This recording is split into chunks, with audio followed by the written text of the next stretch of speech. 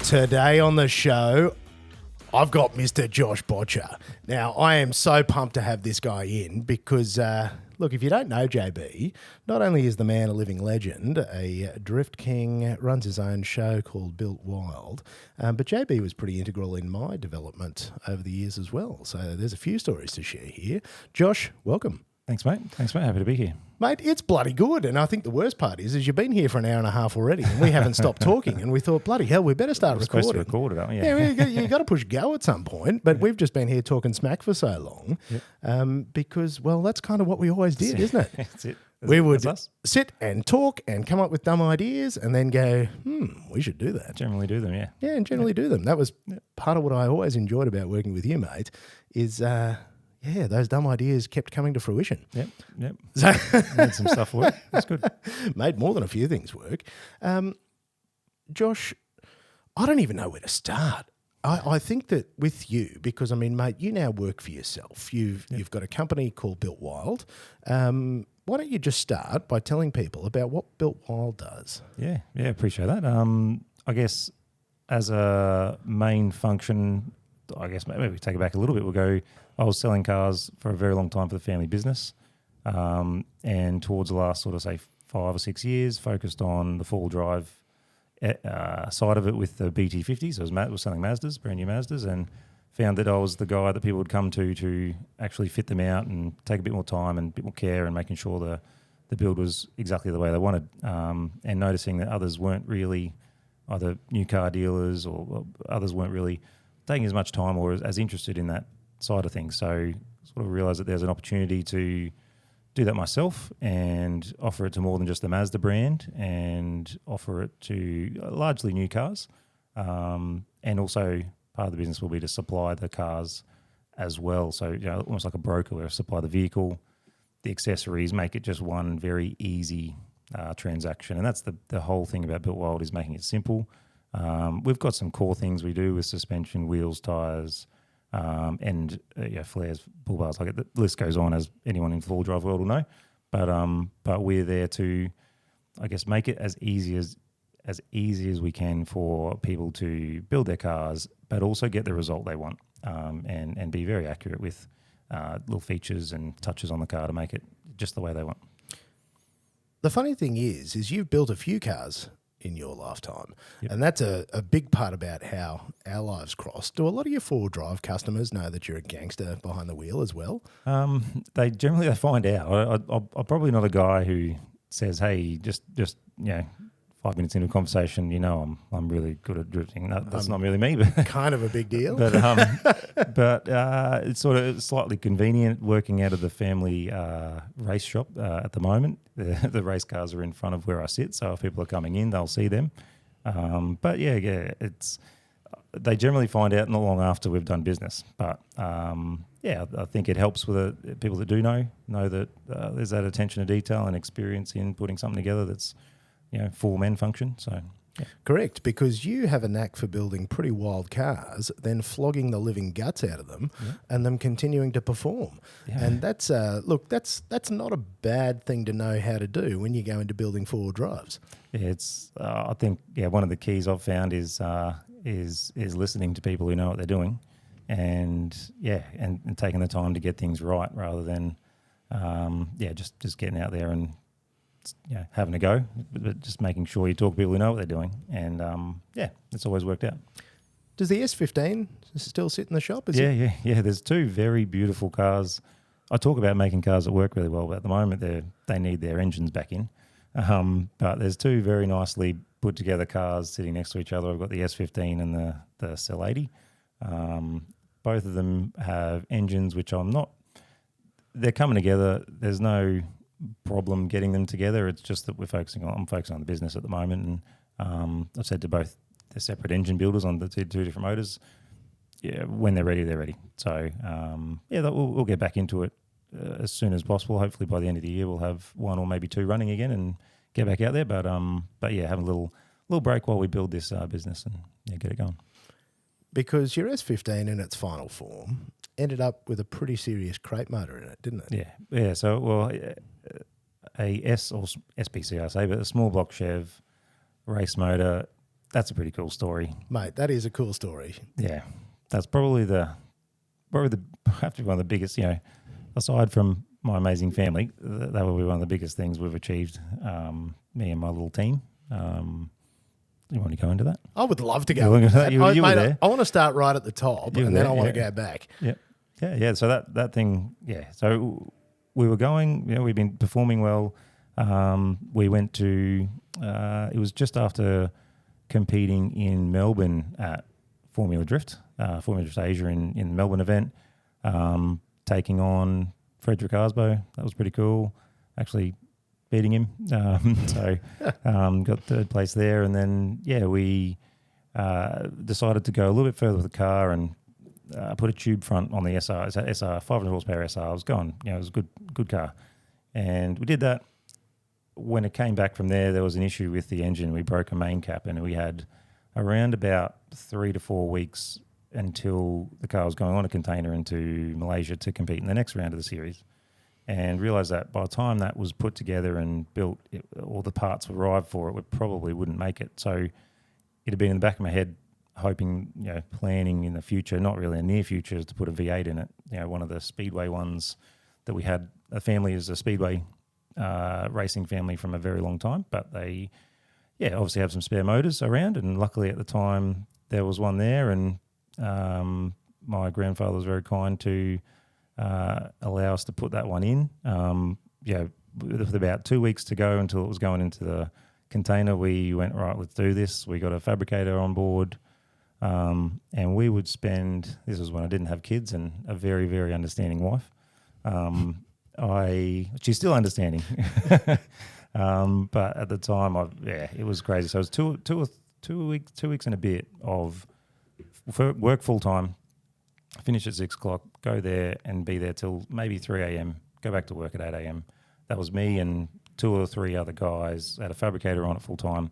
So basically going from SR20, pull that out, modify the tunnel, modify the whole front end to make a 800 horsepower small block Chev work, which was on a carby, was running methanol, so we needed to find the leaded high performance fuel for it as well. We had another friend of the family that had a NASCAR. The NASCAR truck was racing in Australia at the time, and he had a spare gearbox, so that 4-speed gearbox, so that went in, Tex Racing gearbox. Putting that thing together in about 2 weeks, I drove it up and down the street the night before the container was dropped off to put it in, with no window in it, and just literally drove it to make sure it moved. We then the next morning put the window in it. Scott turned up and took a couple of photos as it went into the container, and that was it. We luckily got there. We took the liberty of when it landed at the track, it was like a car park area that they made for the track, but it wasn't made as a track as yet. It was like the Wednesday before the weekend. And I knew if we said, hey, can we try this out just to make sure it works, they would say no. So we just tried out. So we were ripping a 800 horsepower small block Chev race car around a very big car park in Malaysia for about 4 to 5 minutes before a phone call was made and we had to stop. But we ironed out some cobwebs. We got the right fuel for it that wasn't right at the time. Boil that whole story down. We ended up making the top 8. That year we somehow got ourselves to finish third in the series. So it was, it worked out, but it was a crazy time. And putting that together, I still don't know how we did it, and very thankful. And the team talks about it a lot still, making that happen. Phenomenal determination. Yeah. And I think that's the thing, mate. That needs to be the story on the homepage when people come and find out about how hard you work. Yeah. And this is the thing, is I've known you a long time now, mate, and I have seen not just the dedication, but then also the level that you work to, and you're, once you decide to do something, not only do you follow it through, but you do it to the very best of your ability. And, that's a hell of a thing. That's why I've always been so excited about you going out on your own and doing your own thing, because I'm like, mate, there's a market for people like you. Yeah, it's been a long time. Yeah, working the same job for 19 years, I definitely took a fair bit of courage to start something and move out on my own. So it took a while to sort of build that. I focused a lot of time through drifting, on that side, just the job was the job at the time, and that was drifting was a focus. But moving on in life with kids and as things sort of settled down on the drifting side, that's when I sort of realised I really want to do something myself and do something I love, and it's working out. Mate, it's getting there. And see, that's a superstar story. But now I want to rewind this story and go back to little JB. Yeah. Because little JB growing up in the Boettcher household, which if you're from Ipswich or even, broader Brisbane, you might have driven past. It's not under the same banner these days, is it? No, but back in the good old days, mate, Ian Boettcher Motors, if I'm getting the titling correct. That's it. Mate, was the main drag into Ipswich. Yep. Yeah, no, he's my grandfather. He's a machine. He started the business 1969 in Ipswich. The Boettchers were a butchers there. So he decided to, I think at a similar age to me at the moment actually, and he decided to branch out, and he loved cars. He would work on other people's cars or friends' cars. In a pit back then. It wasn't a hoist. You dug a hole in the ground. You worked underneath it then. That's what he used to do. And I think some were fast cars, but not all. Just sorting things out. And he wanted to do his own thing, so he started his little workshop. One thing led to another. He was one of the first people to take on board Jap crap in Queensland, which was Mazda back then. And he took a very big punt with that and ran with it. Was very, very, very early in the rotary days, and my father was big in that as well. As a young mechanic, he was right into the rotaries, one of the first people in Queensland building them, and my uncle was involved as well at that point. They all got very good at rotaries. We're racing them in Speedway. When everyone else had V8s, they were rolling rotaries, and there's some... I've got some cool stories, but there's trumped mine by a fair bit. Some of the stuff that they were doing back in those days was epic. They were involved in rally as well with the rotary, with the Mazdas back then. So he built that up. And then, I came along in the 80s, and there was, I don't know a time that we weren't around cars and the dealership. And, I was very fortunate to also very much enjoy that side of things. I don't know if there was ever any chance of me not, but, I certainly loved it. And... Dad has that passion, and we did some go-karting and driving cars at a very young age, and all led to where we are now. That's a funny thing, isn't it? Growing up in an environment like that, it's probably hard to escape. Yeah, I think it was always going to happen. My brother loves cars. My sister, she's off travelling more, but I think nearly every other person of our generation in the family is pretty heavy into cars. So Yeah, no, that's inevitable. But, mate, you did a little bit of go-karting. When did you find drifting? Because that was the one that, that was the motorsport, because obviously the family sport was going sideways in the dirt. Yep. But you went, hang on, you can also do this on bitumen.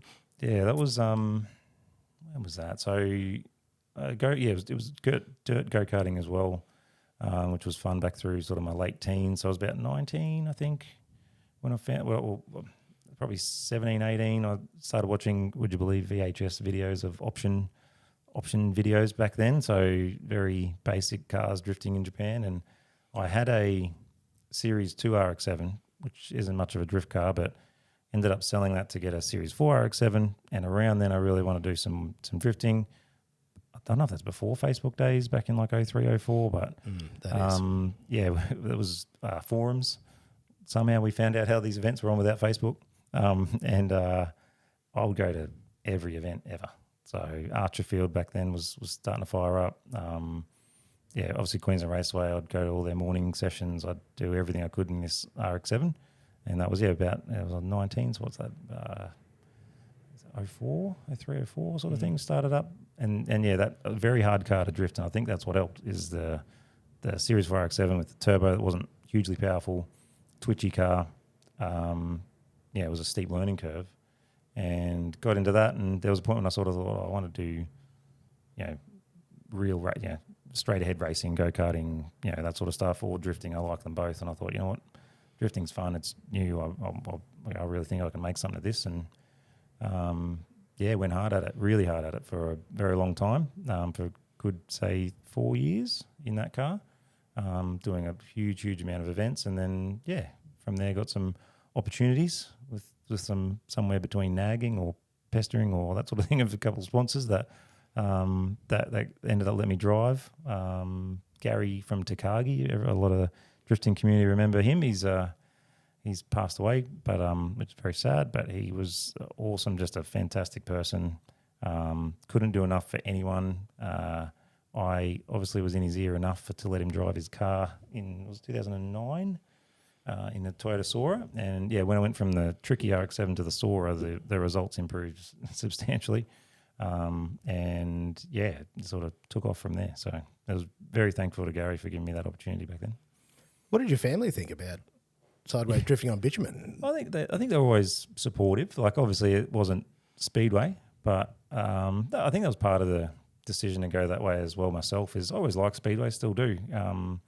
But I feel like I want to do my own thing, and make my own way. And drifting was it definitely was something that was really, like, I really enjoyed and was fun. And then it just sort of led to the opportunity of competing and then building from there. So that was, I think I didn't start drifting thinking I'm going to win some competitions here. It was just having fun, and then it just sort of led to that. So, it wasn't a dislike for Speedway at all. It's great. I like Speedway, and still probably to this day wish I had a bit more of a go at it. But there's still opportunity, of course. Mate, there's still time. There's still time. But just like the idea of having doing my own thing, and always, I don't know, loved that the Jap cars and import cars I was a big fan of that.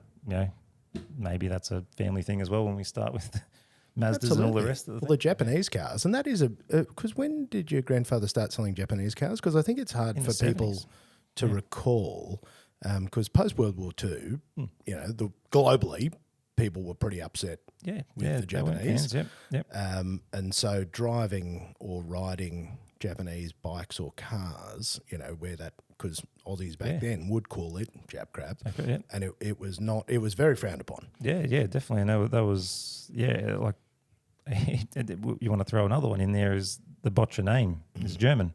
So when they came over, late 1800s, and things went on in the early 1900s, they actually got rid of the umlaut and put an E instead of an umlaut. So, living on the edge the whole time. But right. And I spoke to him even just recent, or maybe a few months ago. My grandfather, he's 90 now, very switched on and all over it still. But he, it's just crazy to think of how they did things back in that time, getting Japanese cars over from Japan in ships, and they'd come up, and the way the logistics of the 1970s.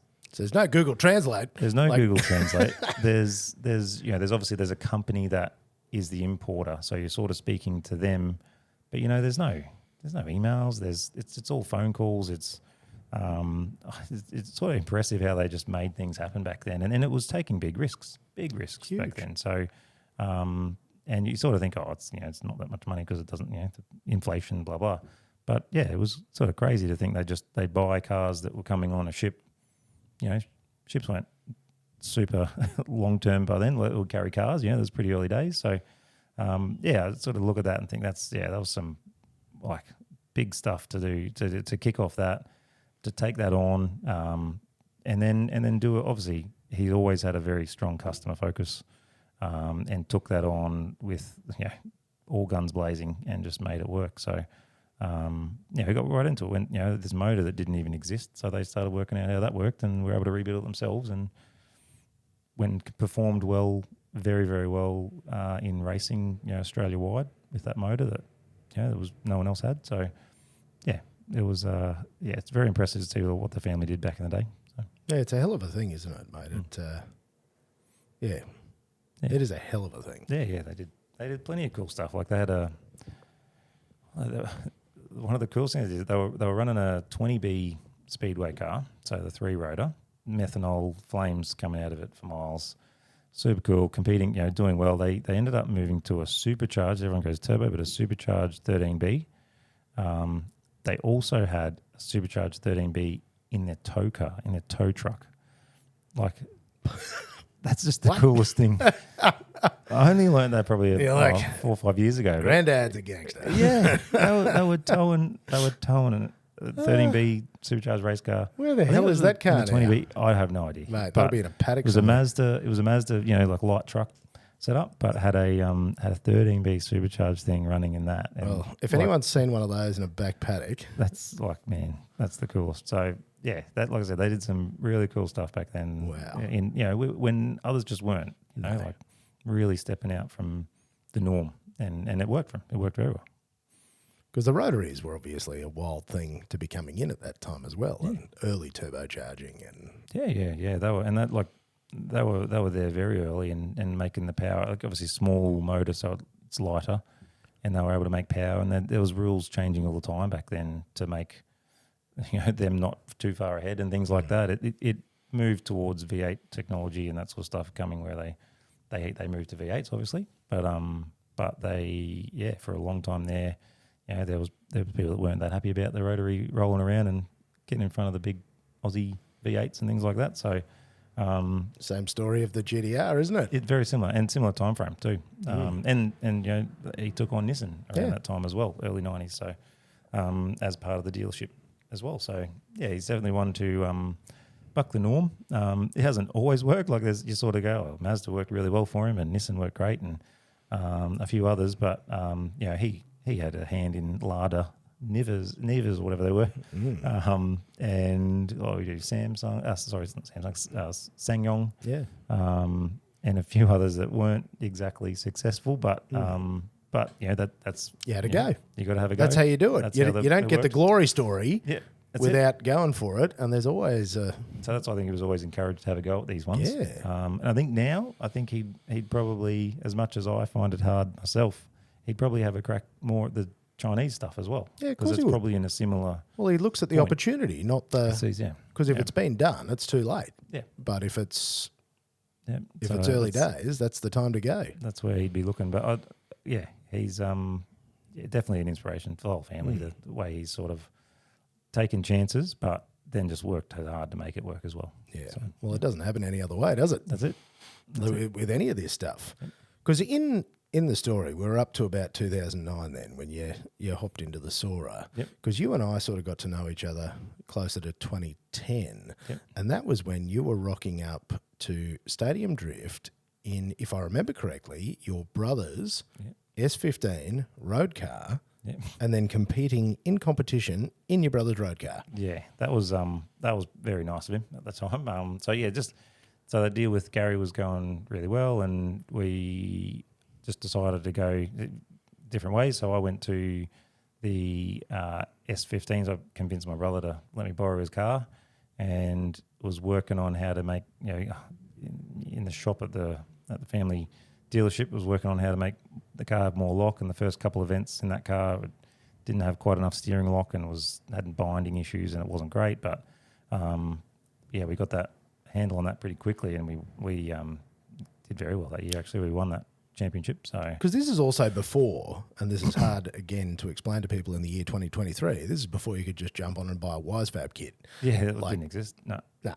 So the RX-7, when I had the RX-7, I was pretty early on. Back in, this was 08 I think it was. I got the 326 power knuckle kit on that, and that was pretty early on to give it some big lock. So I sort of used that idea with a modified knuckle from, I think it was Dave from JPP, someone for the S15. So we did that, but then I was working out how the geometry of that works, so it didn't bind and lock, and you need different size tie rods.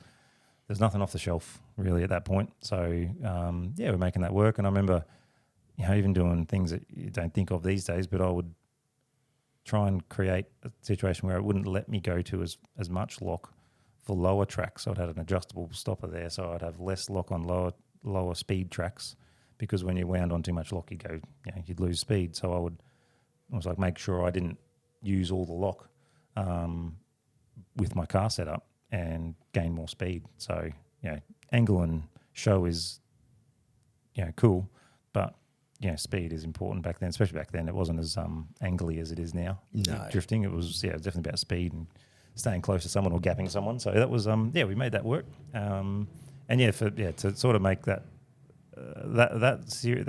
year is probably the big one for me. Is we won that championship. It just happened to be in a time I had GT Radial just giving me a few tyres that year, and somehow I flashed up on their radar for them to give us a call and ask if I wanted to come over to Asia, Southeast Asia, and then compete. So that worked out well.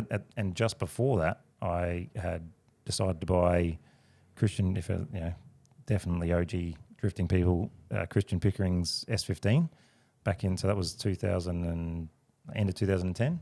We bought that off him and had that nice SR, E85 powered SR, 2.2 litre SR with all HKS everything. So we bought that. That had a full cage ready to go.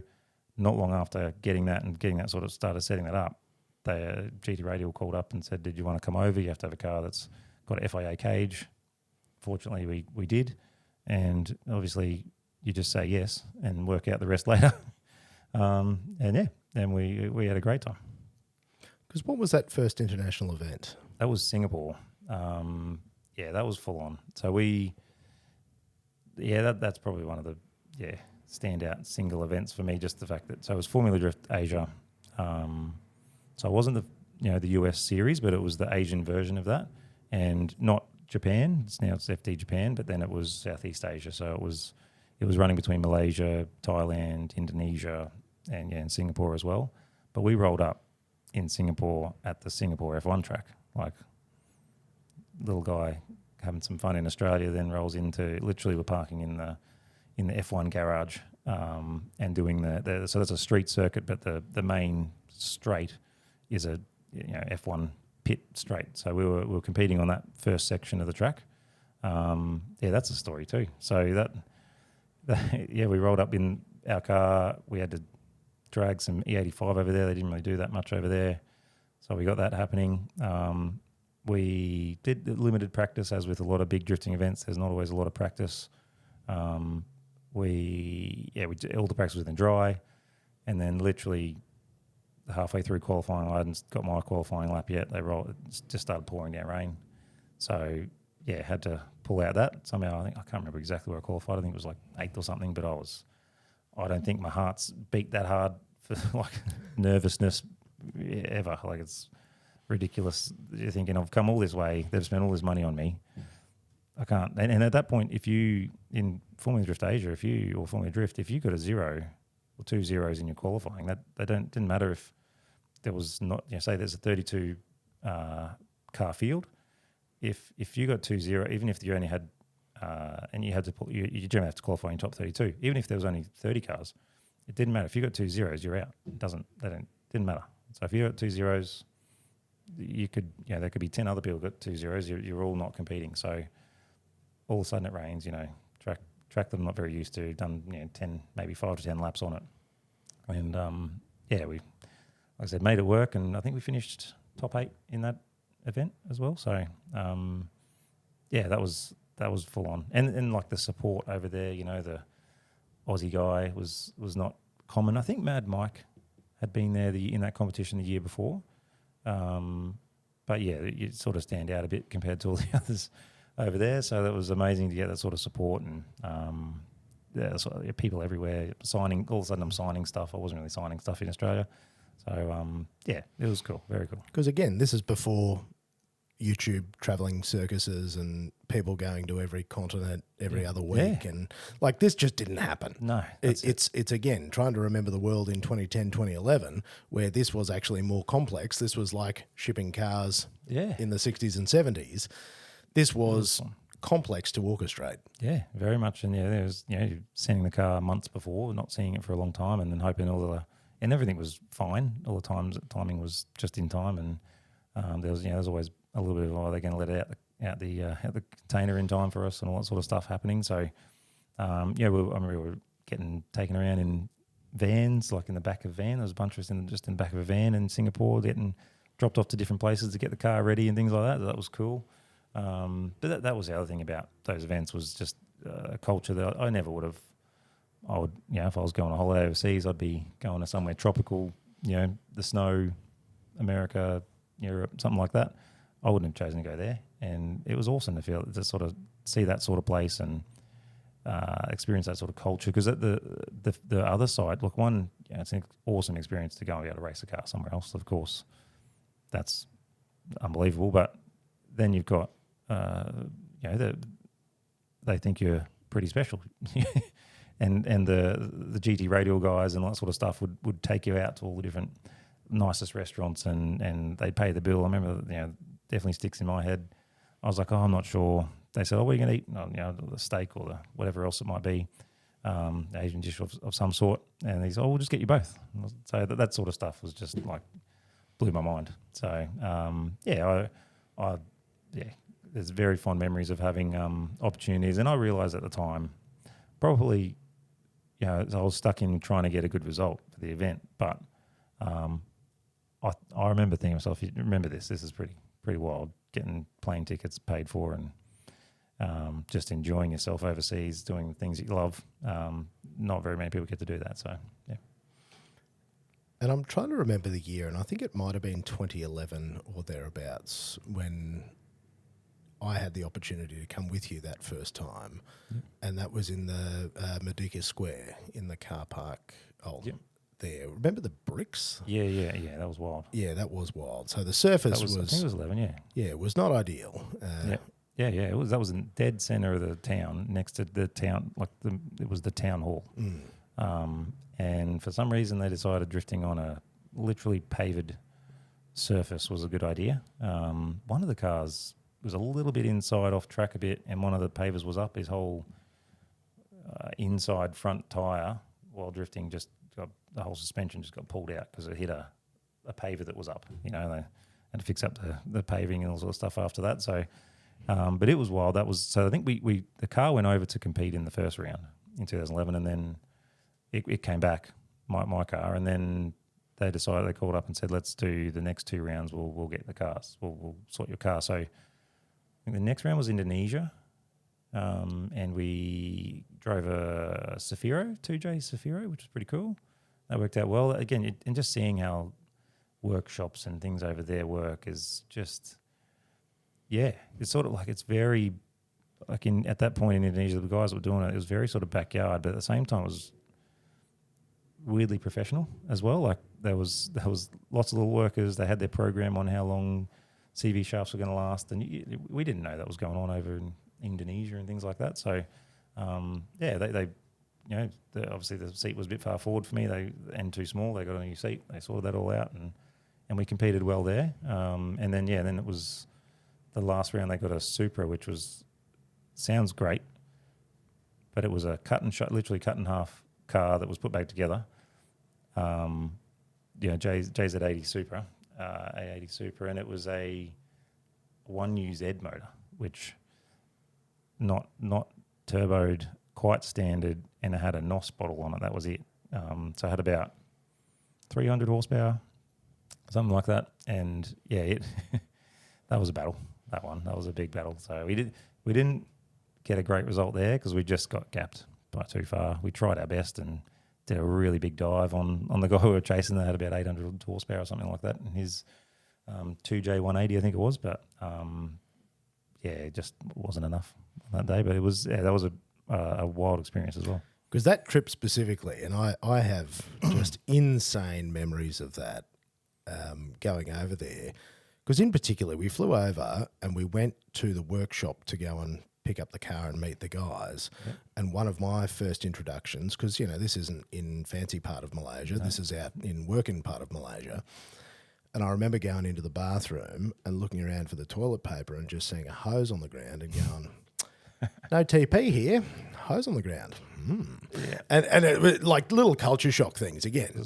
Boy from Brizzy going to Southeast Asia for the first time. I'm like, we're not ready for that. What? Yeah. And we also had the most wonderful host in Kazuto, who was looking after us, an absolute weapon, and a man who had, imagine his wheel collection. Oh. I still remember going to this man's workshop and seeing. This is, again, before I knew Japanese fanboy wheel people. Yeah.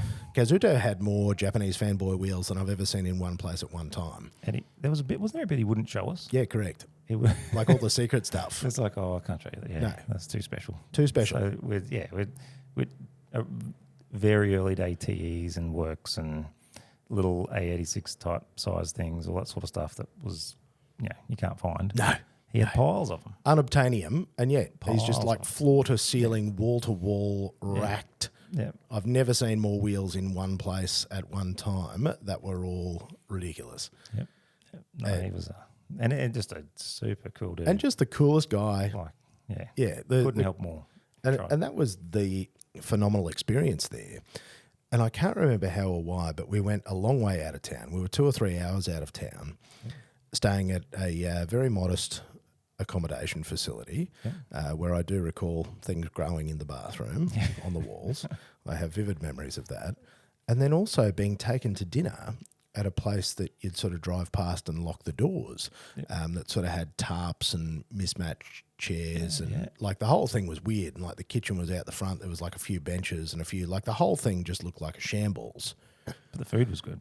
And I went, mate, the food was unbelievable. And again, little Brizzy boy on there going, oh God, I'm going to get the worst food poisoning. And like, it was just beautiful. Yeah.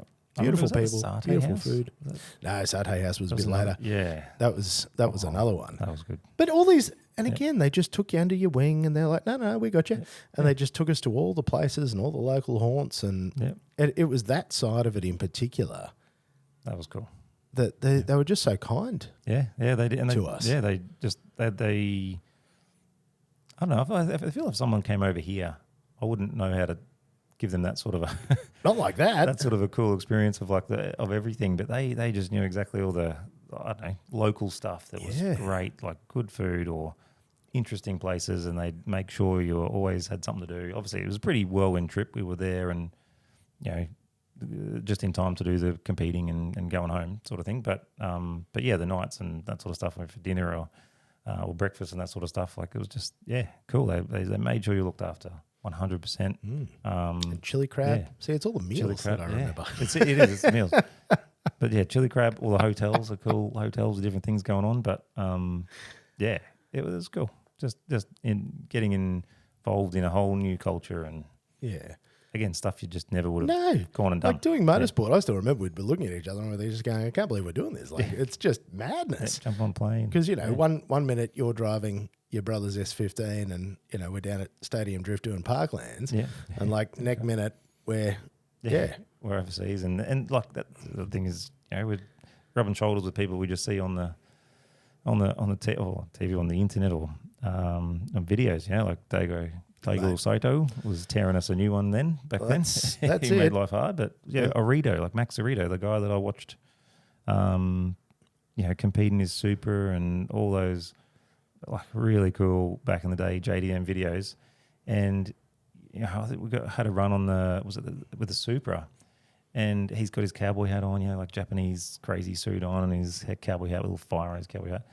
And he knew that car had no power, and he came in and he was like calloping or something like that. Like it was crazy, like stuff you just didn't think would happen. And meeting cool people like Frederick Arsbo back, like we were competing against him.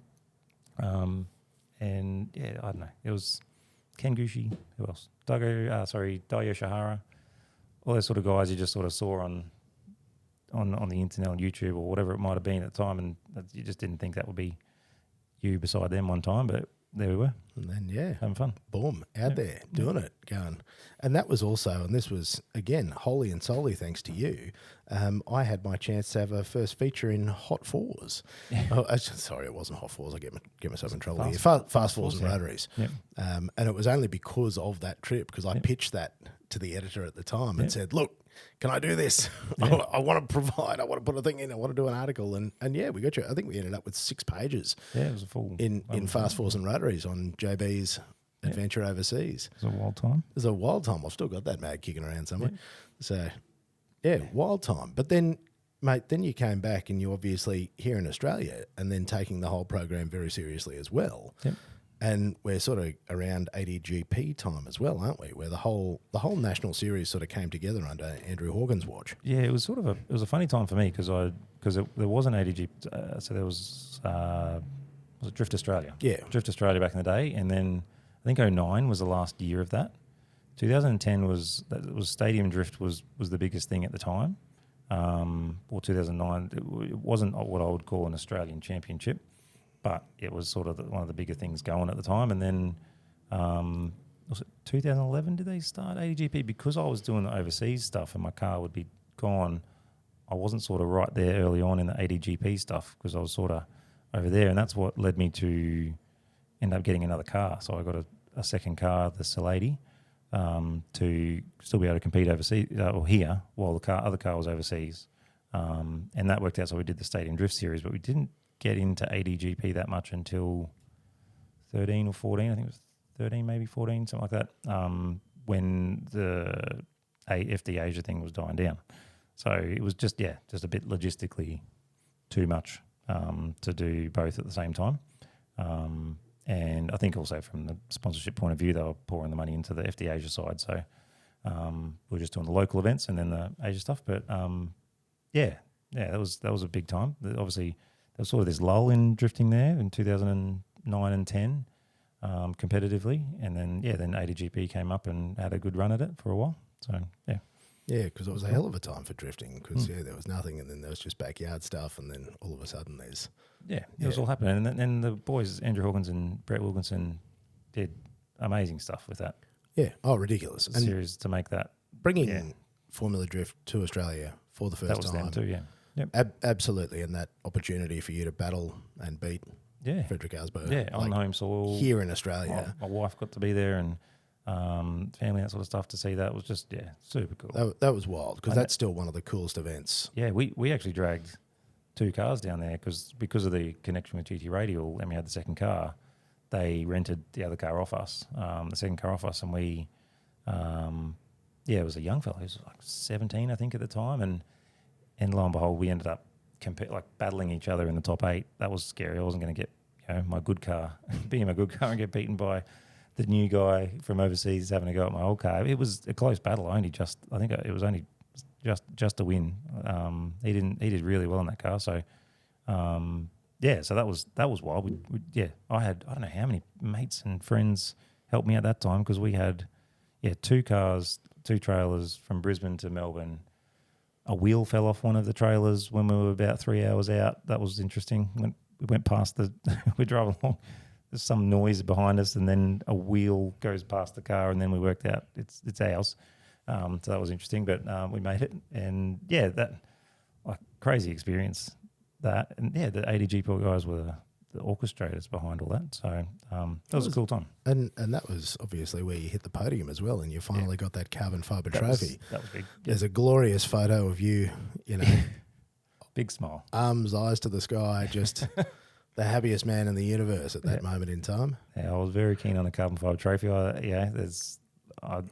made an error, I think the top 4 battle, but at the same time, you couldn't take a smile off the face at that point. And I think actually I beat. That was never do that again. But I'll hopefully get an opportunity. But Frederick Asbo was in a new NASCAR powered 86, and that was that was, talked about before, but that was before we put the V8 in the S15. I remember we were doing crazy stuff to that car. Then we put weight in the back because we wanted more grip because it was a bit of a lower speed course. I think we got a piece of concrete or something. I'm sure we got a concrete from one of the the concrete piece that was holding down gazebos there, and we ratchet strapped that in the back to get more rear weight and get some more grip, and it worked. It definitely made that balance difference in the car. So we were trying everything at that time.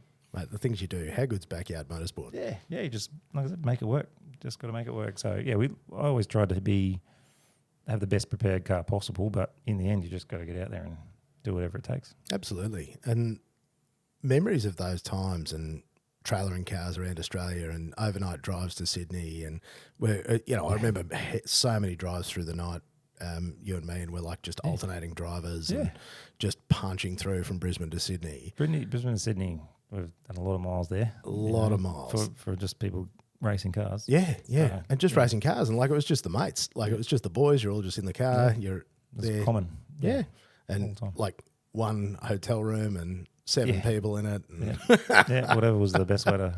There's a few adventures where we took wrong turns and went back streets and all that sort of stuff back then. But, it's always was a good time. Road Just trips were great. glorious memories. We did a lot. Oh, mate, phenomenal. When I try and think about trips to Stanthorpe and trips out to Morgan Park and trips, like just A lot. a lot. Yeah. And I just remember a lot of drives to Sydney because that was where a lot of the things were happening. Yep. Yeah, and in between full-time work. That's correct. That's the thing to remember as well. Like, I think, that's a lot, and then you think, like I'm in the speedway world with the family as well. They have more events than we'll ever have, but they're not just on a weekend and afternoon. A lot of our events were a sort of 3-day event, and we're squeezing in between work and all that sort of stuff. We don't have a proper race team. We just had a bunch of mates. Yeah. Luckily we had some fortunate to be able to get ourselves, with your help, get some sponsorship on board to pay the bills. That's all it really did. Didn't really make any money out of it, but certainly paid the bills, and just got to experience some cool stuff doing what we love. And those were the best times. And us on the flights, and I think it's also important to mention the impact of Mr. Gavin Wood. Because I remember all the times that we would spend together, because obviously we're in cars for 12 hours at a time, or we're sitting on aeroplanes for 10 hours. And while we were there, we would just sit and discuss. And I vividly remember having the big engine discussion on one of the flights overseas, you, me and Gav, and I think Daniel was there as well, actually. And we're there talking about this thing that ended up happening, being the big block motor, because that was when everyone was going from 300 horsepower to 800 horsepower. And the poor old SR20, even stroked out to 2.2 and punching 400 horsepower, was just not enough anymore. It was, it was competitive to a point. When you got to the pointy end, you're just getting gapped. And even at that point as well, with GT Radial on board, we were still running a street tyre, and the Achilles guys were running a semi-slick, and it was a real battle.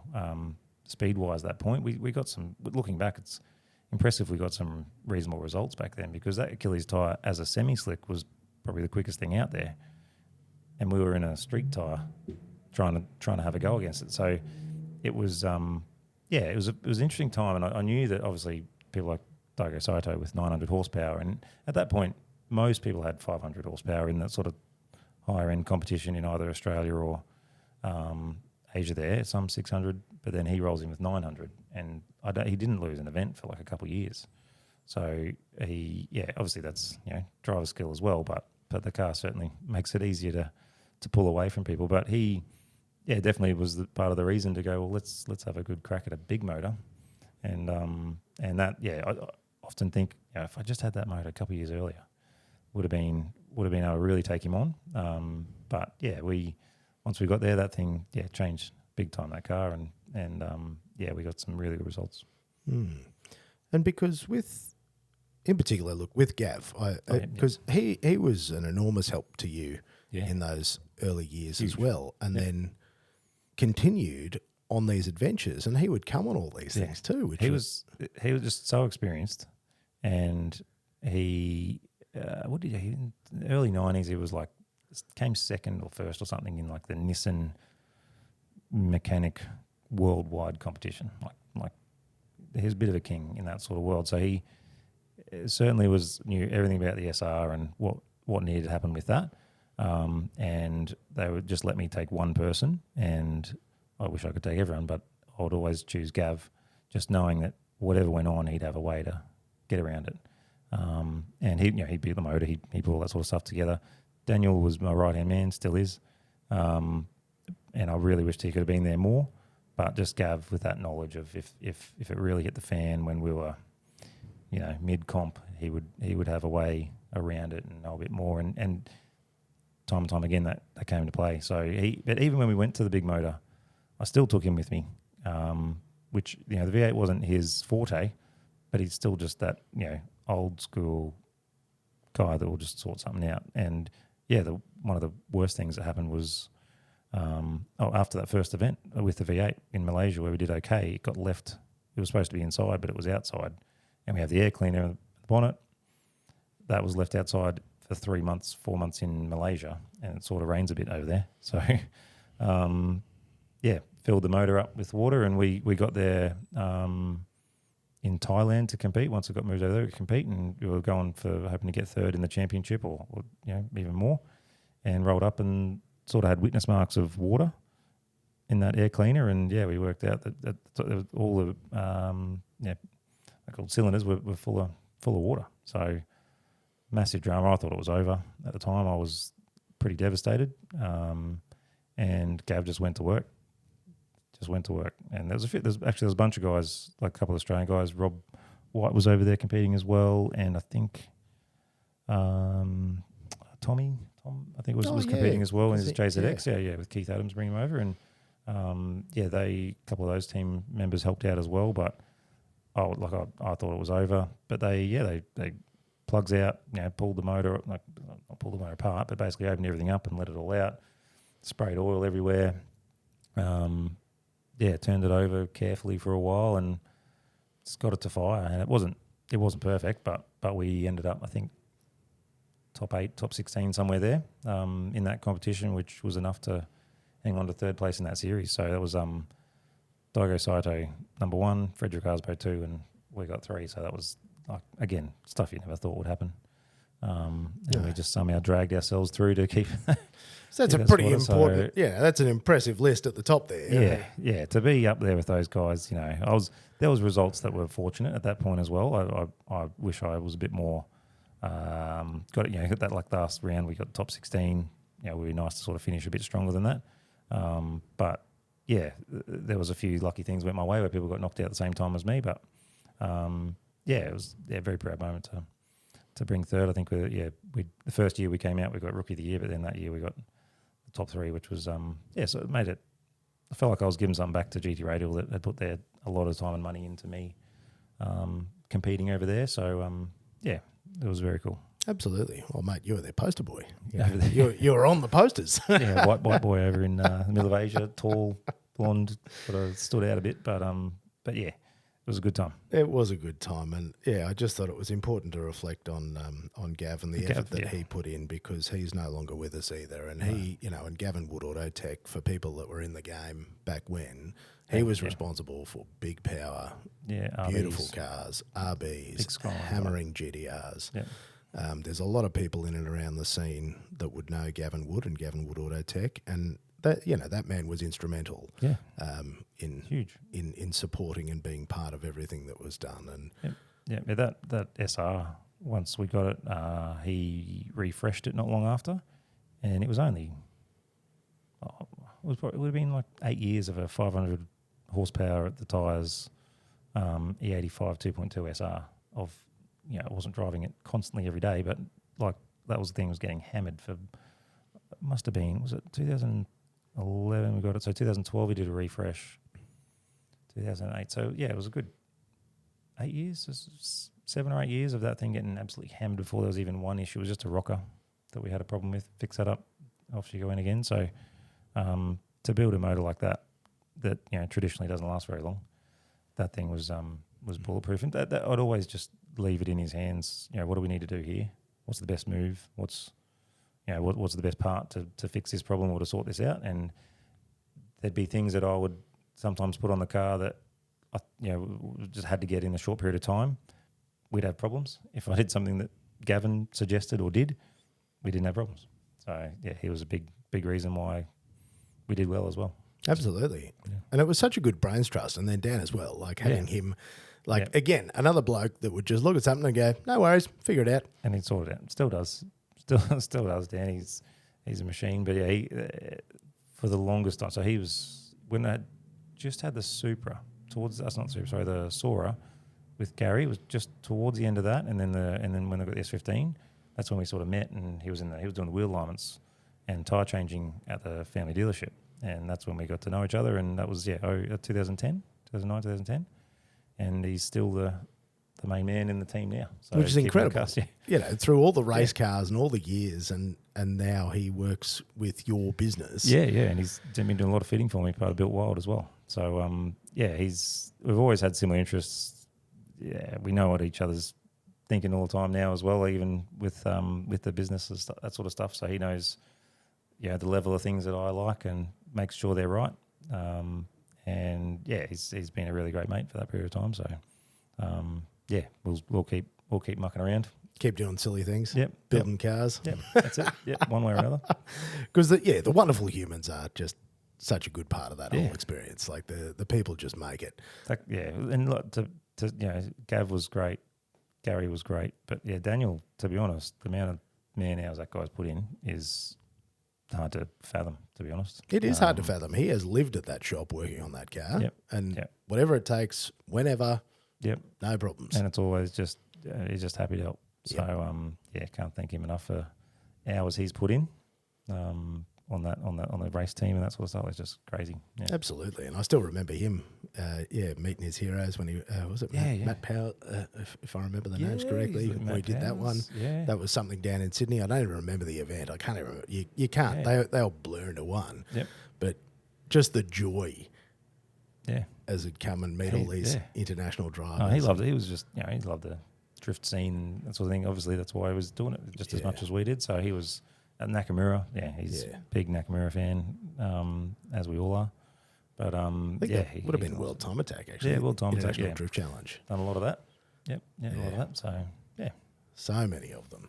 And then we sort of start winding off so there was ADGP punching around Australia for that.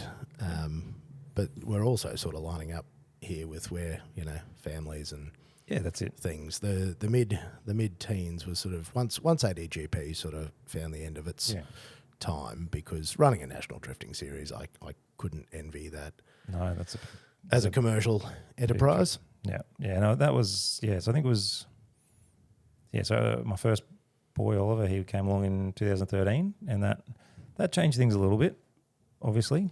But my wife's been awesome the whole time. Like, especially when just the one, she'd be fine with me getting disappearing, and there's a bunch of Australian trips. There was even a couple of overseas trips after that as well. But it was 2017 was my second. But the ADGP series of 15, 16 was the last series, and we won that championship, and that was the end of ADGP. And as that finished, I guess I didn't go on, and more kids were coming and things like that, and life was moving on. We sort of shifted focus a little bit, but stayed in the game, did all the local events and bigger events and things like that, kept doing World Time Attack. And the cars really hasn't changed too much since that sort of 15-16 season. It's just little tweaks here and there, and it's stayed super competitive, that thing. So, still got it. We'll be back out on it again soon. So, And it's still got that same setup, so it's still got that crate engine. Is that still the same motor that same went motor? all those years ago? It didn't go. So again, it's another thing that lasted really well. So Phil Laird is the engine builder behind that car, behind that motor, and he refreshed it after it came back and got wet, and that sort of worked out all right, because that was very highly strung. It was 14 point something to 1 compression, so it needed very specific fuel and all that sort of stuff. So when it came back, had the issues of getting wet, we brought that compression down. I think it was about 12 to 1 now, so we could run E85 and just a simpler race program, not having to organise fuel ahead and that sort of stuff. It just made things a lot more simple, but still made good power. And that thing's been, 700, 800 horsepower. What was it? So that's since 2014, I think it was, since that got refreshed, 13, something like that. And that's still going. We only had an issue last year at World Time Attack, and to be honest, there was something wrong in the fuel side of things, and it was missing, and we kept pushing it, and that ended up breaking a rocker, and so it's having a refresh now as we speak. So it'll be back out, but again, that wasn't a catastrophic issue. It was just 2 rockers and needed a new piston, but being custom, everything needed everything replaced. So, that thing's a pretty bulletproof machine as well, considering what it's pushing out. Absolutely. And the amount of work that it's done, when you think about how many events that car has punched through. Yeah, diff as well. Like, diff, gearbox, all been really good. One time I hurt the gearbox. It was an awkward gear change, really. It was my fault. So went from first to second and sort of dropped the clutch a bit too early, and that broke second, but they're simple gearboxes to sort, so we sorted that out. The diff's been good. It's run as a GTR diff. It's been great the whole time. So, it's a bit of a weapon, that thing. So keen to get it back together. It looks really good now. We've got a really nice wrap on it. Changed it to an full Origin kit. looks super mean. But yeah, keen to get it back out. But like I said, focus on the business at the moment. That's a big focus for me. And but part of running my own business, I think, is to give myself more opportunities to enjoy life with the family and myself as well. So I understand that's not exactly how it always works, but that's the goal. So yeah, we'll get back into it as things sort of settle down, hopefully over the next sort of 6 to 12 months. Yeah. Yeah, well, there's plenty of time. Are there any events that you're sort of thinking about? Look, probably, to be honest, I just want to get both cars back and running, end of the year sort of thing. That would be ideal. There's Morgan Park being open for drifting is very exciting. How crazy is that? They have not been okay with the idea of drifting ever. They have been super against it. And then change of ownership there or leadership, and away they go. And it's such a cool track. It's such a cool track. I've never actually been there, but just looking at the elevation and the way that track works, and there's so many options. There's actually a bunch of tracks that sections available for drifting. So very keen to get out there as soon as possible. Hopefully that looks like the guys at, I think, Skid Control have done an amazing job of sort of teeing that up. And looking at it, it seems like they're doing a really good job of like easing into the correct to the track and to the hierarchy there, and playing a very smart game of not going crazy and just sending everyone there, just sort of picking and choosing who's going to go there, make sure they do the right thing by the track, look after the place, be respectful, and move on. And that's going to be the key to keeping that place going, because they've got a track to run, they've got money to spend, they don't want to be cleaning up edges and things like that. So yeah, I think that looks like it's going to be really good. I would love to see some competition there. Like there's some really cool sections. So it's good. It's really good to see that there's some growth there. With Archerfield going, had Luke on here not long ago. That's not very great for the scene. That was a good place to in the middle of the city. Mate, that was the feeder program. That was what made us the drift state. That's where I started as well. Between Queensland Raceway and that was that's cut your teeth. Yeah, it was the place that you could go every week. Yep, every Thursday. Yep. Whenever you thought, I need to check this out. Yeah, I think Luke was saying that on your podcast. You just go and sort something out and make sure it's right. Yeah, that's not really an option. So it looks like some are trying to cover that up, like not cover that up, but fill that gap. So Queensland Raceway got that extra spot there with Tony doing some cool things out there. So they've got Wednesday afternoons there now, which is really cool. And really? Is that every Wednesday? Every second Wednesday. Every second Wednesday. Geez, that's good. So that's cool. Yeah. So they've sort of got that skid pan area. Mate, I was out there yesterday. Yeah. I went and did Drift Playground. Yep. Yeah, that's it. And Sharby was on here as well not that long ago, and he told me about they've now got the fuel station. They've got the race fuels there. Yep. And that's out in that area too. So over the other side of that front car park, you can just drive up and tap your card and do some, mate, they've some got 85, 85, 98, and then they got 102 as well. Yeah. And you just roll straight back in. I'm like, it's a grown up racetrack now. He's done some magic there. Yeah. Tony's it comes down to a guy that loves it. And is happy to tip in and not just pillage it. The amount of times though I've gone there and seen him cruising around with a vacuum cleaner on his back and in the toilets cleaning, that's real leadership though. That's proper, yeah. And he's easy to talk to, and you can just see he just wants the place to go well. So mate, I'm so proud of it now. Yeah, I think that's the difference. Is I go there and I'm filled with pride. Yeah. As a Southeast Queensland motorsport guy. Well, you sort of initially thought that with drifting they were sort of being a bit tight, saying you've got to prove yourself here before you can get out there. And I thought, I thought it was the end. I'll be honest with you. That's a worry, but there was a plan. There was a plan. So, and I think it's great. To be honest, unless you have a fair bit of power, like Queensland Race, like the big track it's a bit of work for a low powered car. So to have that smaller area, and it's got he's thought about it all. It's really smooth bitumen, so it doesn't use tyres that much.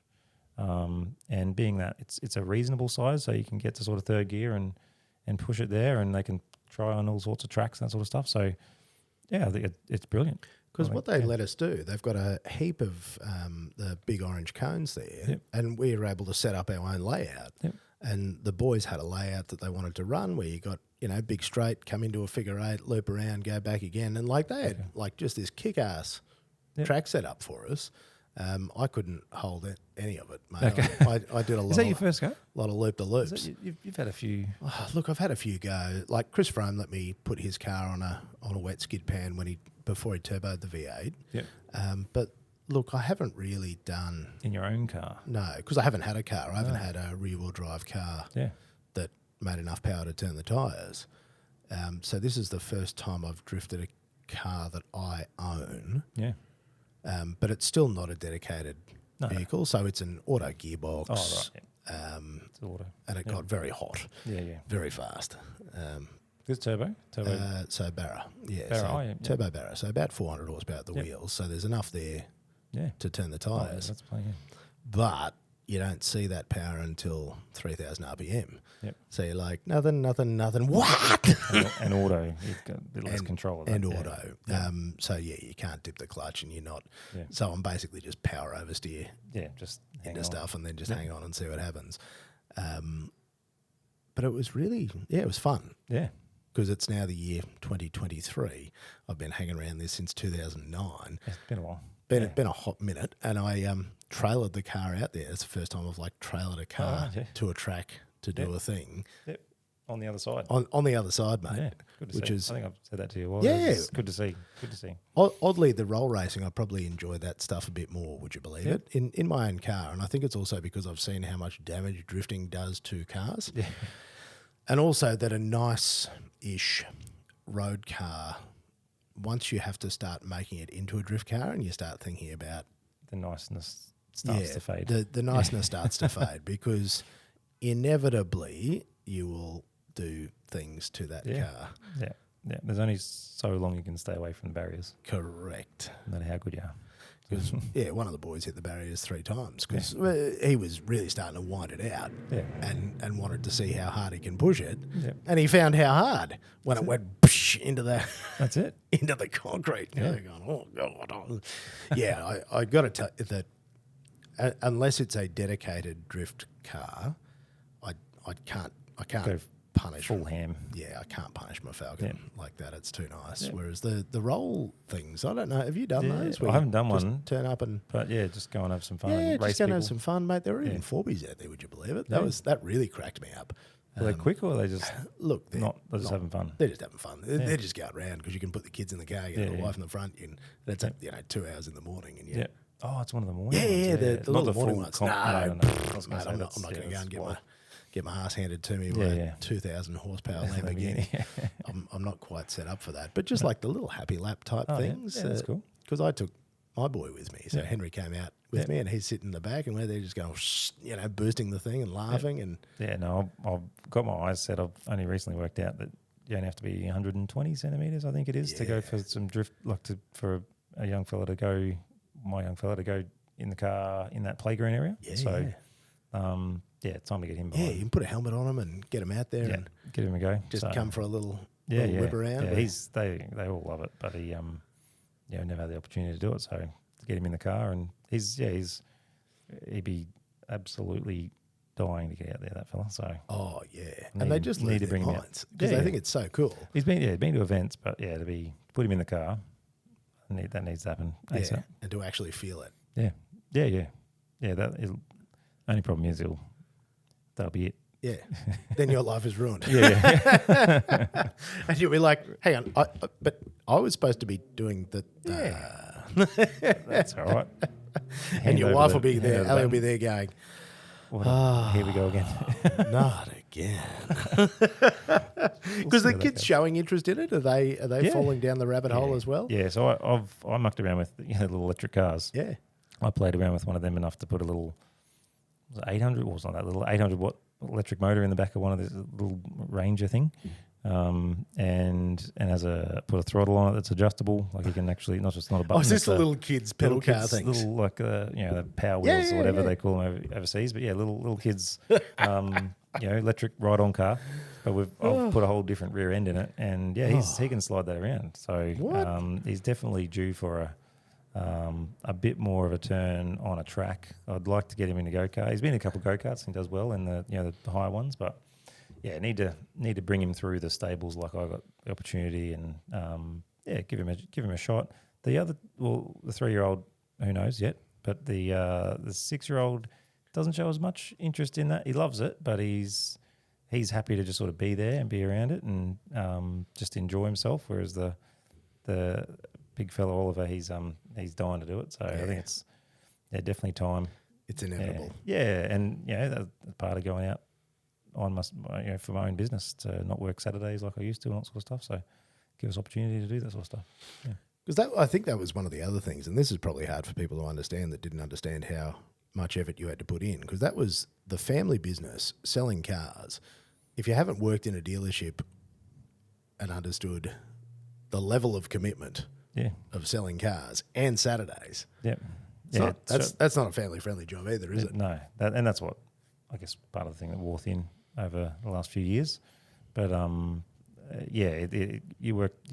Back in the day it was always till 6 o'clock, and most Saturdays you had to book them off a long way ahead, and had to work with everything else that would happen. And so that was what the main thing with the kids is. It pushed me to, all right, let's work something out. I didn't really want to jump and just get another job.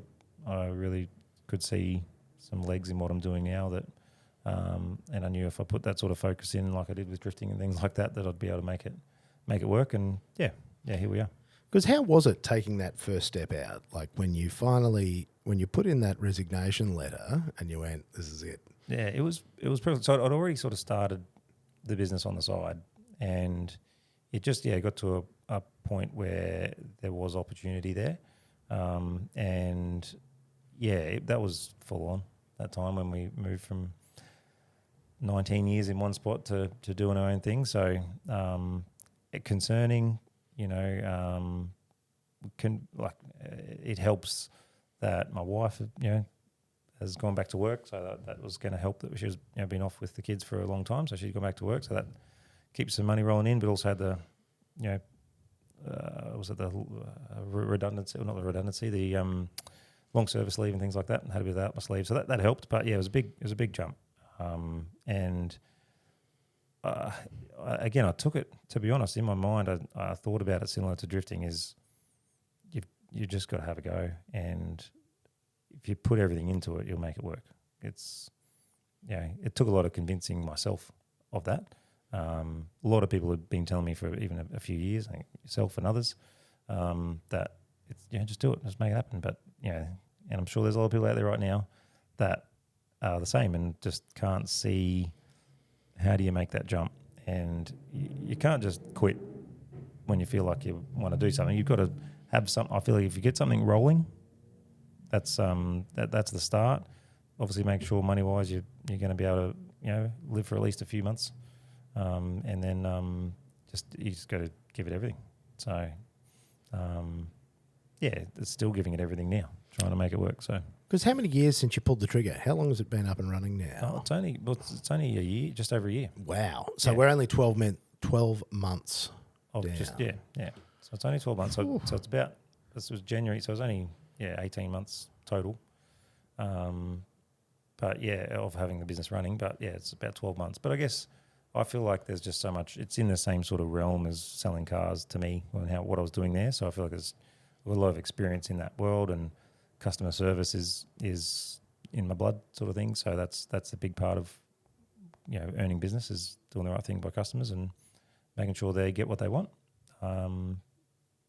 Proving to them that I sort of see with their vision and what they want with their car.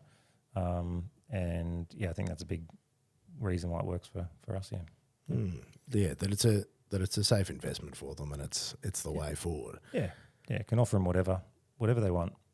All sorts of brands, and then make it happen as conveniently as possible. And how have people started to find you? Like, what's been your experience over the last 12 months? Social media. It's 100% social media, as you very well know. That's the game. It's 100% is probably not right. There's a lot of word of mouth and people that I already knew that know what I'm doing and have sent people my way. I've got a really good the guy that I get my tyres from, iTyres. He's also a guy that sort of encouraged me to take my own opportunity and could see that I could do what he does, a similar thing where he sort of works for his own little little business and supplies wheels and tyres. And he's actually sent me a lot of business as well. So, that's people that I know. And then obviously the people that have got some work done, they send their mate. And that's what my family built the dealership on, is referral, repeat and referral business. And that's my plan as well. But yeah, social media is key, and you see that. If I'm more active, there's more inquiry. If I'm less active, there's less inquiry. So yeah, building that consistency is what I'm aiming for. But it's that balance between, making sure you're looking after the business that you've got versus building that extra business that you need, is the fun part when you're sort of a one-man show. Just moving to two-man right now. We've just employed a guy full-time to bring up more fitting. So we were outsourcing a lot of the fitting, or my mate Daniel was doing the fitting sort of part-time. But we've now got a fella on full-time who's got really good attention to detail and getting stuff done. He's out there right now doing stuff. It's sort of cool to be. It's a weird feeling for me to be here knowing that something else is happening, and getting work done while I'm not there. That's new for me as an employer, I suppose I'm called now. So that's exciting for the business, and it's the same thing as what I said before. Brought him on board, and now we just got to make it work. So plenty of business coming through, and loving it. It's wild though, isn't it? Because you go into it going, righto, I'm just going to add stuff to cars, but then there's all the other things you find out. The doing the business, like doing the actual service that you provide, and then running a business are two totally different things. And that's I always find that is the steepest learning curve for myself and most people that go down the rabbit hole, is that you can do the thing, like the thing that people pay you money for. That's easy. That's easy. Mate, you can do that all day. Yep. But the running a business, I mean, you've at least seen a lot of it from the inside and understand, and it's sort of in the family. But there's just a lot. There's a lot. And then when it's you're sort of trying to do the, making sure people are looked after and getting all the things they need, combined with then making sure the back end of it's all functioning, and there's a lot of organising involved. That's the reason I've got a guy on, and to sort of really handle that side of the more physical side of it, where I can sit and chase business. It's where I do well generally. So that's what I figured is I need to spend more time doing that, and get someone who's better and quicker and doing things on the tools as well. And I like the idea of having someone in-house rather than outsourcing as well, making sure the quality and the fitment is the way it should be. And and that's the way, isn't it? Is just being able to control that. And we were talking about this earlier, actually, before we sort of jumped on the air. The fact that as you take the business forward, just keeping it focused on that quality, rather than trying to be the biggest business in the world. Just do the thing and then do it to the best of your ability. I just always think every time I'm doing someone's car is how would I want it? What would I want? That's the constant for me, is just making sure it's to the level that I would expect. If there's something that would annoy me, it surely is going to annoy the customer. And if it doesn't annoy the customer, it would annoy me that it's there, even though I'm not the one with the car. So I always make sure it's right, and we're always there to sort anything out. Because how many cars do you reckon you've done now? How many do you think you've rolled through? I haven't done that maths. I'd say. So let's say in the last year. Obviously, it's ramped up more in the last sort of few months. Probably averaged 2 or 3 a week, doing something to them over that period of time. So, it's probably 4 or 5 last week that we did some work on. And this week, moving forward, it'll be that. So, I'd what's that maths?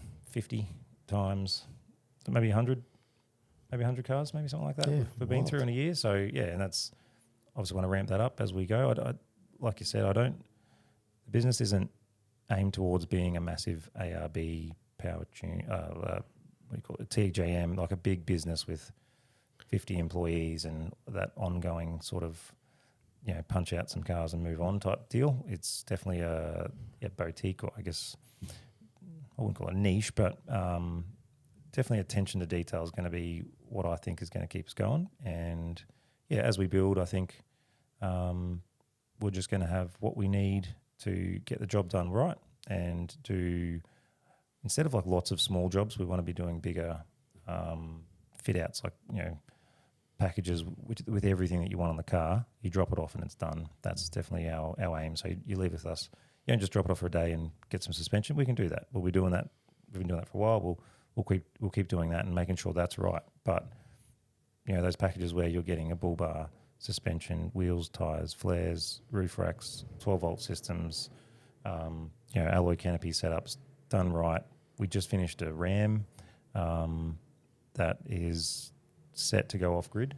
So it's a brand new Ram. It was dropped to us by a good customer I've had through the years with back in when I was selling Mazdas as well.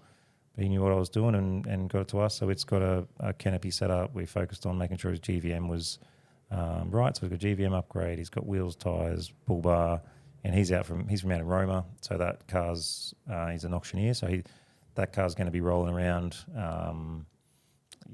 way out back. And he goes to stations and lives on the station for a week and things like that. So he needs something that's going to be able to handle that. So he basically gave me that brief, and I said, "This is what we've come up with," and he's trusted me, and he picked the car up on Saturday, and he's pumped. So that's I love that when we really can sort of control the project for someone and make sure they get everything just right. Things that they may not have thought of, make sure they're sorted. And then anything they want to incorporate, we make sure it works with everything else. So, that's us.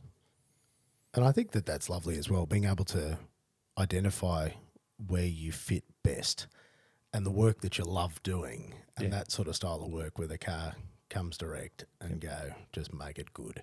Yep. Here's the things. There's been a couple like that, which is great. So the bigger ones, and even one just a couple weeks before that. He wanted just a real neat package on a brand new Ranger. He literally drove it from the dealership, dropped it off at us, and we put together a really nice package. Onboard compressor and things like that. So when he goes in his fishing boat, and every other day he doesn't tow. When he jumps in his fishing boat, he can just we've got the airbag system in it. He can just pump up his airbag on board. Doesn't need to go anywhere, and put him back down again and have a nice soft ride when he drives home, or drives day to day. So he's stoked. And we got again, that was another car with all the details just right with color coding and things like that. So, and a big part seeing that smile when they leave and they first see their car, like that's cool. I really like that, like a really white exhibit from back. I'm J to the B and I'm here to pimp your... Something like that, but much more sensible. Much more sensible. So no fish tanks? No fish tanks, no TVs in the boot. No popcorn machines or slushy machines? No, not so much MDF. I have just put a deep fryer into my... Did you? Deep fryer? Commercial deep fryer. Wow. Yeah. You must have some... In the trailer. Battery power. Oh, in the trailer. So Jimmy, one of the other boys that I do these shenanigans with, he invested in the was it 3200? Yeah. Whatever. Yeah. Inverter and with twin 15 amp. Yeah. So that we could run commercial kitchen gear. Because let me tell you, when you're walking deep fried wings around the campsite at cocktail hour, 5 p.m. sun going down. That's a good time. Back that up with some Dagwood dogs. Yeah. Mate, you've never seen happier fellas camping. That's pretty special. And we also think that the kids will love that too. So, because we know the dads love it. Yeah. Well, of course you'll. The deep fryer. Deep fryer. Because I'd never seen it done at camping before. Well, I was going to say, it's the induction cookers, the coffee machines, all the microwaves, all the rest. Correct. Amateurs. Not deep fryer. Commercial deep fryer. I went down that rabbit hole and figured out and it works? How many? Oh, mate. Yep. Works. Yeah. Because I found one that ran... It's probably not too bad. At a lower... No, it actually... I made sure that the draw was correct and, the startup draw. I went and studied all this and figured out how to do it. It's probably not, as bad as induction. Mate, it's terrific. Yeah. And I got a pro tip from a bloke who spent a lot of years in the army, and he said, what you actually do is rather than using oil, he said use lard so that then it solidifies and it travels. And so that's how you do your travel deep frying. Yeah. And he said, oh, mate, he said, I reckon one of the ones we had on one of the army, he said, I reckon that was the same lard in there for about 8 years. Should be right, mate. You just turn it on, crank it up, ready to roll. I'm like, pro tips. I'm sure it's healthy. I'm sure it's Look, it's not good. I do not recommend this at all. This is just for increasing stupidity, which is one of the favourite things about is that a key forward focus for you? driving. Yeah. It is actually. Every time you go out, you've got to be a little bit stupider. Yep. You've got to find another way to make it just a bit more silly, because a bit more silly makes it a bit more memorable. Yeah. Particularly if it adds Fun. that sort of flair, that sort of fun. Food's always good. In much the same way as I always enjoyed in drifting, that was a way to showcase the individual. You could bit of flair. It's sort of not the same as a strictly controlled series where everything has to be the same, look the same. Tire pressures is about as much you can change. Yeah. I love the fact that you could turn up and do anything as long as it sort of met reasonably broad criteria. Yep. I see the same thing, particularly in car modification, four-wheel drive modification. Yeah. Just going, I think this is great, and then doing it. Yeah. One of the boys actually had a proper stand-up fridge. I didn't even know you could get those. Yeah, the It little ones in looks the like back, a bar fridge. Yeah. That's the thing. Yeah. So that In the the RAM. back. Yeah, So Yeah. the RAM that I've done, we've actually got to come back and finalise it. He wants a 3-way fridge, so that's 12 volt, 240 volt, or gas. Nice. So we've got that. We were sort of in the final stages of putting it together, and once we got the fridge, it actually, he sent me the idea, like the fridge and what to get, and it worked out that it's really designed for like a caravan, where you put it in your hole it's already in the caravan, and you bolt it to there, and that's your fridge, because the whole back of it is exposed like your fridge is at home. So we didn't actually have that prepared. We a lot of these stand-up fridges are like a bar fridge, like they're all packaged nicely. So we've got to just create a surround for that. But yeah, so he'll have a 3-way fridge, so he can run it off gas if the power goes down. And yeah, it's a 90-litre stand-up. It'll be in the back of his Ram there, ready to go. So. And these are the things I've been learning is how people do run all this stuff, all these different alternative ways. The fact that obviously you can use your solar or your Jenny, or that, the gas is another. Things, gas is not a common one. But he's I think from being out west and that sort of stuff, it's a little bit old school, that gas side of things, but it's certainly going to save him if he's got a little bit of gas on board and runs out of battery power, or it's just not sunny or something for a while with his solar. So yeah, it's reliable and it works. Because the other fun thing is, once you're sort of camping, and look, let's face it, it's predominantly fellas that like to waste their time on this. I know that there's plenty of girls out there, but certainly the guys I go with, the wives are often rolling their eyes at some of these fit outs. But we certainly are heavily inspired by each other as we see all the little upgrades and improvements, down to things like onboard compressors, where you can just flick the thing and you're not pulling it all out and putting in better onboard systems. Nice, neat things like that. So that one we actually tucked away up. There's options through Ford for it as well, but we tucked it up nicely out of the way. You can't see it. It's in behind the tail light in the tub, so you don't even really see it. And there's just an outlet at the back to plug in if he wants to pump his tyres up. And then there's the controls just in the tub there, where you can just pump it up and down, drop it back down.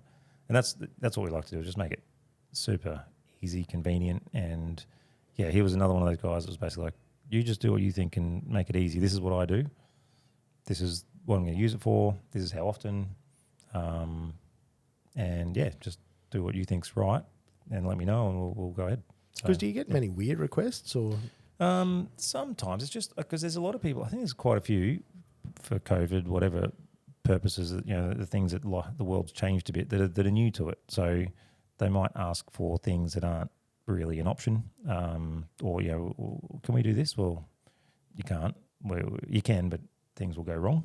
So that's where we like to help out people that maybe don't know exactly what's available, or the best idea to solve the problem that they have. So that's where we come in and making sure it's going to be form and function, look good, work good, when they're using it and when they're not, all that sort of stuff. So there's definitely there's nothing like crazy, but there's some different ones. One at the moment, I've got a guy, he's got a Raptor, previous shape Raptor, and it's black with like the red stripes on it. And he just wants that red little finish in places. So he wanted red calipers. That's not really something you think about with four-wheel drive as much, but he wanted that. We're making it happen. So And then he was getting some lights, and I went, oh, let's get some steady lights because you can change little colour edges on them. So we're going to pop the little colour, put the red one on. He didn't know that's happening, so he'll see that tomorrow, I think, and get to see what goes on, what we've done for him. But yeah, that just little things like that we like to sort of do for customers and make sure they get what they want. So to be able to personalise. Yeah. So certainly, Right, certainly inspired by X to the Z. Yeah. Did you watch a ton of that as well? Like, did you absorb as much? Probably more than I should have. Yeah, because I must say, like, I have watched a ton. It didn't seem as ridiculous back then. Mate, it didn't seem ridiculous because again, that was auto salon time too. So cars were sillier in the OOs. Yeah, but I don't think we realised then those cars probably really didn't work the next day. Oh, have you seen? There's like a whole after. Yeah, there's. I'm just saying. Yeah, I don't know. I haven't. Yeah, no. I think there's a subreddit or something. There's a whole thing of what happened afterwards, and the like state of those cars. Yeah, there's a lot of carnage, and they also apparently didn't really do any of the mechanical type stuff. They would just throw all the shit in and then just send it out. Yeah. So it would look cool, but underneath it was just the same shitbox. Yeah, it'd be like there'd be an engine, like they'd put a nice engine, make a nice note, but that would be it. Yeah. Rev it up. Because that's all we sell.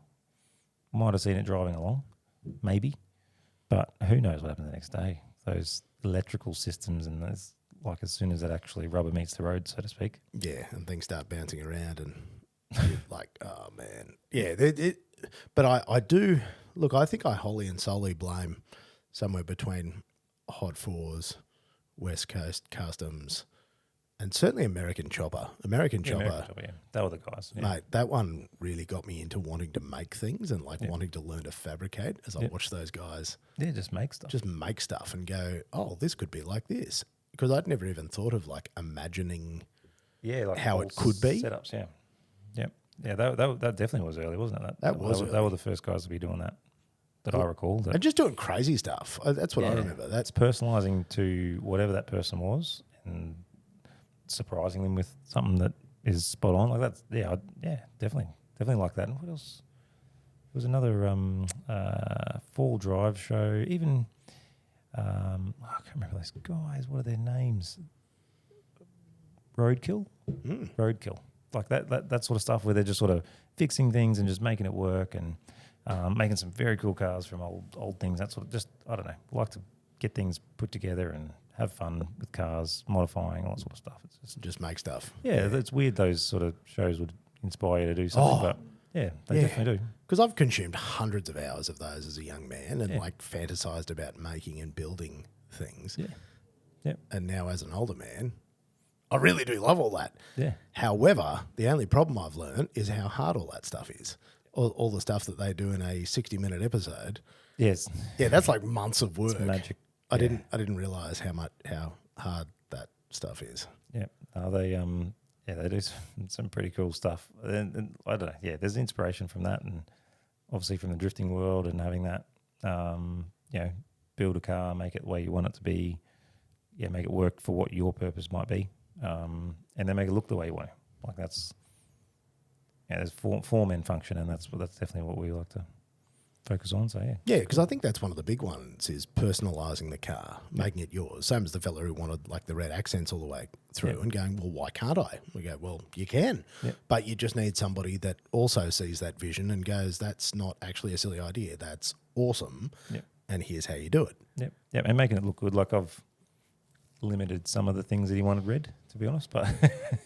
But yeah, just like that's the thing is sort of either toning it down or offering other options that can make it just as cool but in a different way, and make it look right. And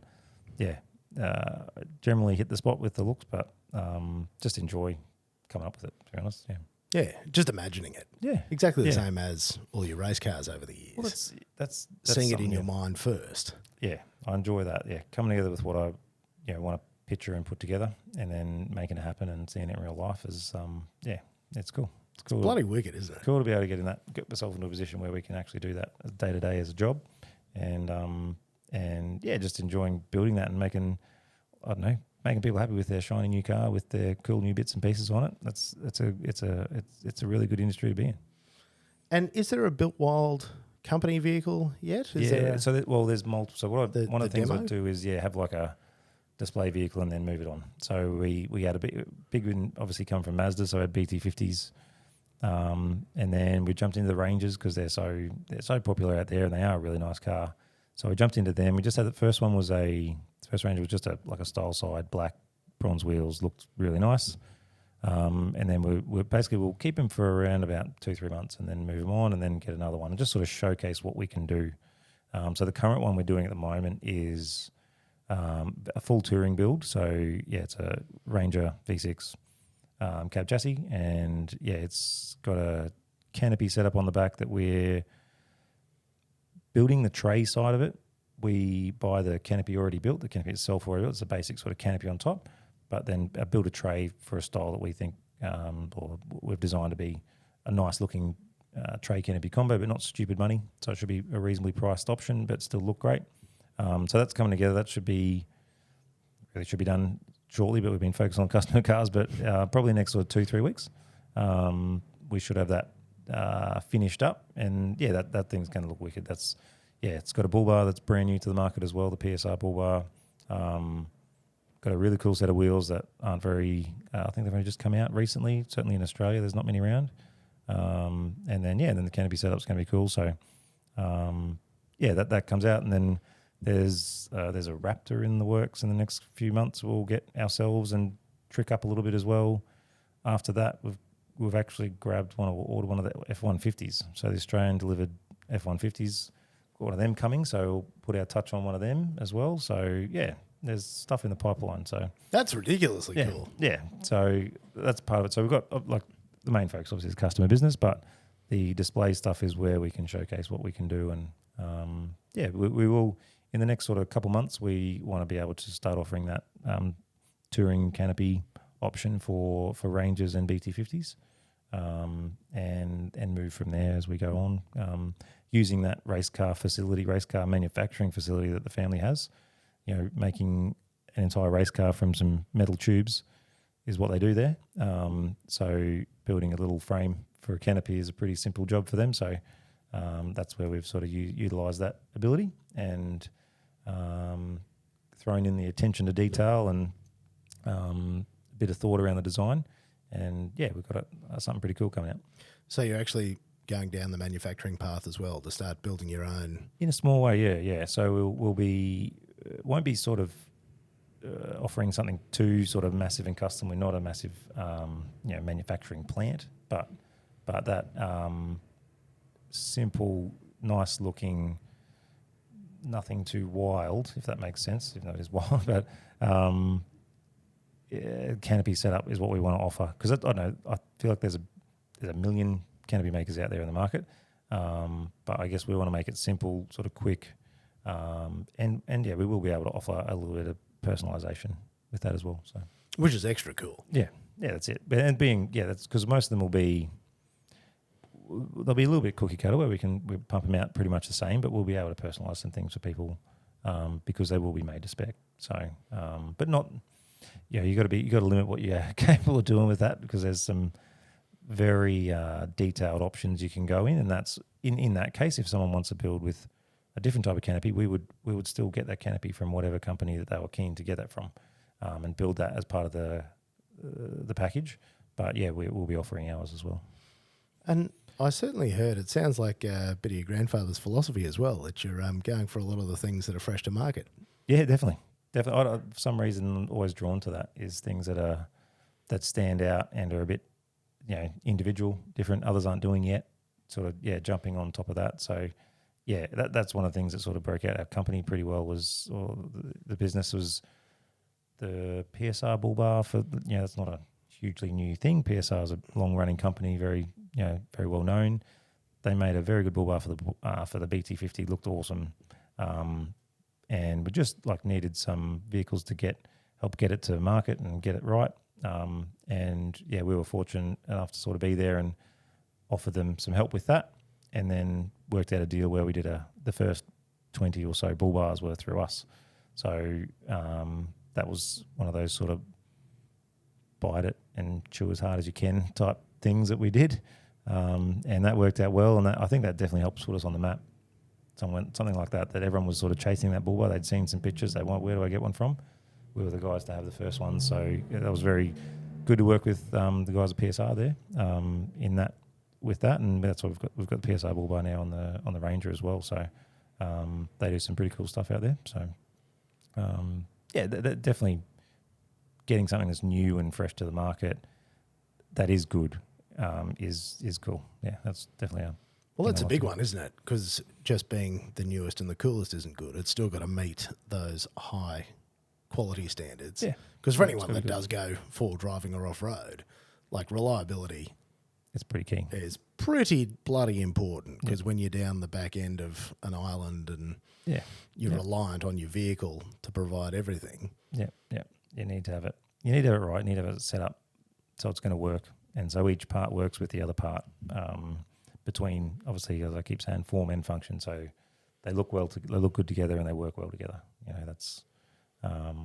that's important. And that's, you know, someone who just wants a car that does that, they don't have all that experience all the time. Some do. And the people that have that long-term experience, they'll usually find, you know, they'll want to put it all together themselves, and that's sweet. But for us, we're definitely there to make it easy for people who they may know all the things that they want and just want it simple, or they don't. They need some sort of guidance, and that's where we can help and make sure they get a good product, looks good, priced well, and is convenient. It's probably not enough time in the day, but do you and the family get out camping a bit? Not as much as we should. I love the idea. I know that some of the kids love the idea. Wife is more of a hotel lady, Mate, which is cool. But 4-star is camping. 4-star, is that camping? That's my wife's. Oh, wow. Yeah. Okay. Yeah. 4-star, that's camping. Like, right. Yeah. So then you may as well camp. Yep. More often. Yeah. Or no, I'll just leave her at home. Take the kids. No, we're working to that at the moment. So we got a boat this year, so that's cool. So we're getting out on that a bit more. Definitely planning a big summer of boating this year. So that's love fishing and all the rest. So what'd you get? Did you get a little half cabin or something? It's like a 15-foot cruise. I can't remember now. I think it's a Haynes Hunter. But yeah, it's just a runabout type thing. Yeah. Fiberglass one. It's got a window that sort of opens over one side, and you can get up the front nicely. It's got 6 seats, so it's just enough for the five people family. So just to get out, we get around the Broadwater, but we want to find the right day, because it's not a big boat. Find the right day and get across to Tangalooma is my goal for this summer. So get over there and make sure she's got enough fuel to get back and all the rest. But keen to give that a go. And keen to do camping, but it needs to be nice to get the full family along, don't we? Yeah, I have been so persistent over so many years of trying to make camping enjoyable. Yeah. And again, me and my boy, because we're just little ferals, will just roll with it. Yeah. It doesn't matter. She'll be right, but the boss certainly prefers. It's actually why we go to Gordon Country a bit as a family, because it needs, it's got hot showers, flushing toilets. Okay. It's sort of a bit better than just nothing. Yeah, no, that'd be a minimum. Yeah, for my wife, but no, she loves the outdoors. Yeah, loves country, or obviously beach, that sort of stuff. Loves that sort of thing, but definitely prefers somewhere nice to lay head at night. The other one that was actually a great success was we actually went up to Majimba, and there's a caravan park there right at the beach. Okay, and that was perfect. Yep. Because right next to the caravan park, it's a huge shower block, all easy. But then, mate, there's a little Italian restaurant, fish and chip shop, burger joint, bakery. Yeah. So you don't really even need to cook. Yeah. You can just go and get some takeaway and walk back to the campsite. Yeah, just really roughing it. Mate, really roughing it. So you're sort of sleeping in your trailer and going. Yeah. But, for trying to make it. Yeah. I'll have to have a look. And then the kids ride around on their bikes, and because it's all in the one place and a little road, and they can all, on the scooters and throw a frisbee and all that sort of stuff. This is how hard I'm working to try and make camping more appealing for the family as a whole. I'm working on, through YouTube, you can sometimes find some very well set up builds, four-wheel drive builds and that sort of stuff that have some real nice creature comforts. And that's, pricked the ears of my wife a couple of times, where she said, "Oh, okay, so you can have a pretty reasonable rooftop tent, or you can have you got coffee in the morning. You can have these things all set up." So, definitely, we'll get there. We'll get there. I think as the boys get a little bit bigger, it'll be a bit more simple when we've still got a little 3-year-old. So I say that, but then there's other people that go out there when they're 4 weeks old and just the way they go, and it's no issue. But everyone's different. We were bathing Henry in a tub out at I got photos of him as a baby out camping because like we're doing this because it's good for them. And the thing is though is they love it. Like you go with a few families and mate, all the kids somewhere near a creek and like they just run around mad all day. Love it. Yeah. Oh, we need to get out there. No, and again, comes back to why I'm sort of getting away from that day-to-day work and trying to make my own way. So just making time for it. Yeah, and definitely having your own business, you definitely work more hours, but you're able to sort of move those hours around a bit and be there when you want to be. Correct. And certainly working on making that better. The more time with the family, the better.